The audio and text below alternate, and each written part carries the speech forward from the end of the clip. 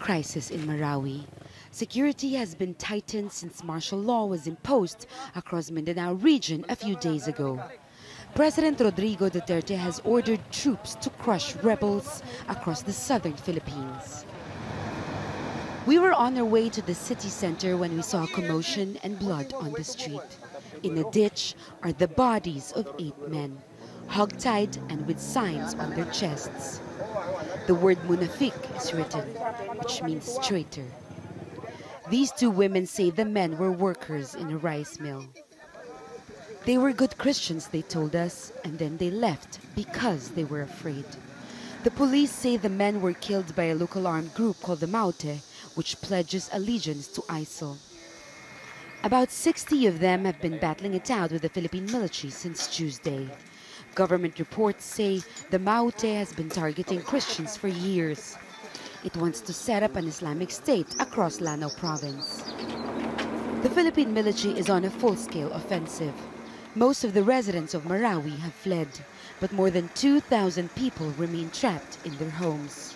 Civilians caught in a crossfire, they have little to do with. The security aspect of this crisis is entirely within the command of the AFP and the PMP. So we activated the Crisis Management Committee under the internal agency task force in order for us to respond to the needs of our evacuees and those that are affected by this crisis. Maharlika Ali is grateful she is able to return to her home. This is what's left after looters came calling. Everything that I worked hard for is gone. Look at my house. They destroyed everything. So too has this medical center occupied by the Maute. It took several days before the Philippine military regained control. In another part of the city, state forces are headed for Ground Zero.